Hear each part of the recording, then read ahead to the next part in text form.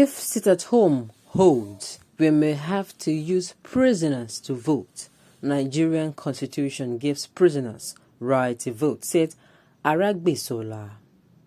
Welcome to the news, and please subscribe to our channel. It is quite laughable now. Most of what those these people that were elected or maybe selected into power keeps the kind of utterances they make. And you know, it is even worse when these people are learned. You now start asking yourself how people in their right state of mind can make such exclamations. I keep saying it, in every country and every organization, be it no matter even the family. Look, the thing of insecurity is the number one priority.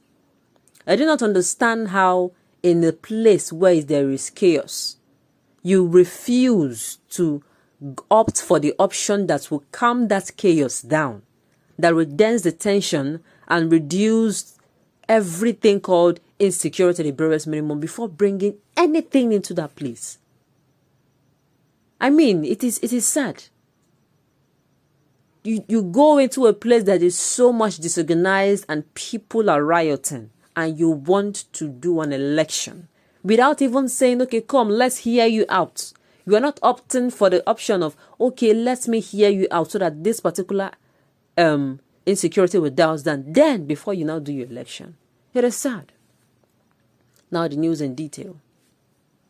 The Minister of the Federal Ministry of Interior, Ogbeni Rauf Adesoji Aragbesola, said if sit-at-home holds in Anambra in November 6th, we may have to use prisoners to vote because Nigerian constitution gives prisoners right to vote.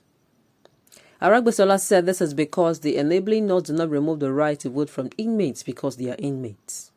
Represented by his technical advisor on corrections, Michael Anugwa, the minister disclosed this while speaking on the sidelines of a planning meeting of the Poll Rights 23 project in Abuja. There are certain freedoms that are denied, but voting is not one of them. So the inmate's right to vote must be encouraged by all and sundry, especially now our government desire more people to participate in the incoming Anambra election. The agency had earlier reported that the Poll Rights 23 project is aimed at facilitating civic engagement among communities with low voters turnout, including inmates in Nigeria.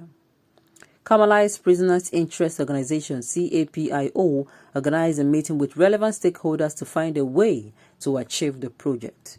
They keep finding a way to achieve a project that is not as important as the insecurity. I do not understand. Information getting to us yesterday was how 59 members of the House of Assembly came together so that they can be able to delete a law. And I say, so these people can actually come together. They can come together for issues that concerns them and bothers them. Issues that at the end of the day, it is not going to be, how am I going to put it now? The effect of this issue on the people will not be great, but they cannot come together. Look at what is going on. These people are not coming together to stand against everything that is happening. There is no equity in the land. Instead, they do not agree. It seems like the insecurity in Nigeria, I keep saying it, with the way the government is treating it with kid gloves, both the executive arm, both the legislative arm, and the judiciary arm of government. They are all using kid glove to treat this issue as if it is not serious. I do not know why it is better for the government to swing into action when something has touched one of their own. Just look at Anambra State. Look at the Southeast region. For instance, a typical example, a perfect example now, is Anambra State. What happened? Killings have been happening. Senseless killings by unknown gunmen. Unknown gunmen it continued. Not a very long time, but it continued. It took for the person, a known figure. It took for a known figure to be affected now that is when they swung into action. What did they keep saying? That the lives of the electorates do not matter. That is what they keep saying.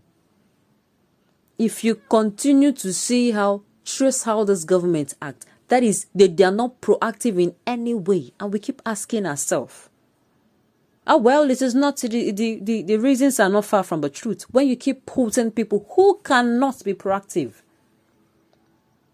Okay, come 2023 now, what news information getting to us is that Bola Ahmed Tinubu is the presidential candidate and people are throwing their self behind him for support. Somebody that is looking frail and fragile.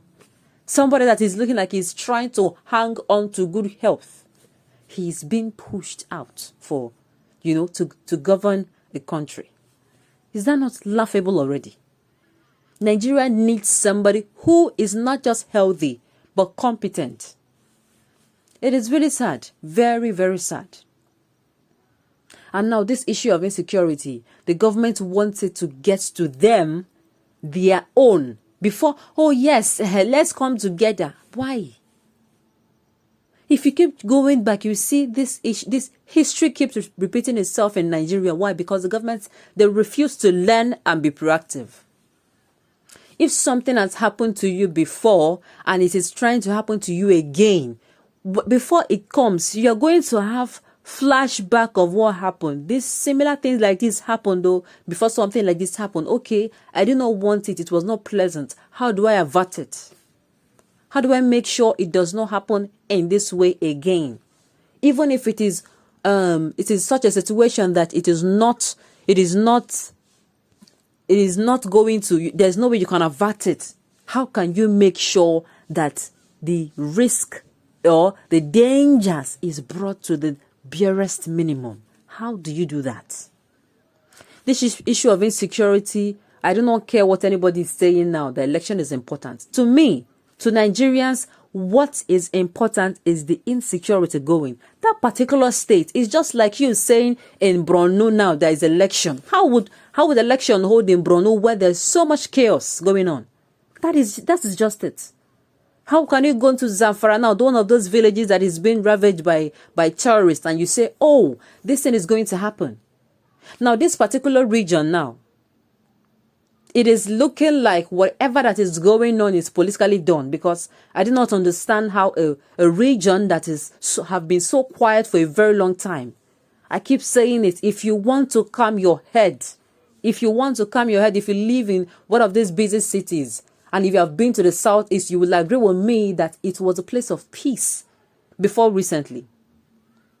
The government has refused, and the government knows what to do to calm the region. I keep saying it. They know what to do. They have just refused to do it. What is important is gathering the inmates and making them come out for elections. It is sad. On this note, we have come to the end of the news. We say thank you for tuning in to listen. Until I come your way next time, enjoy the rest of the day.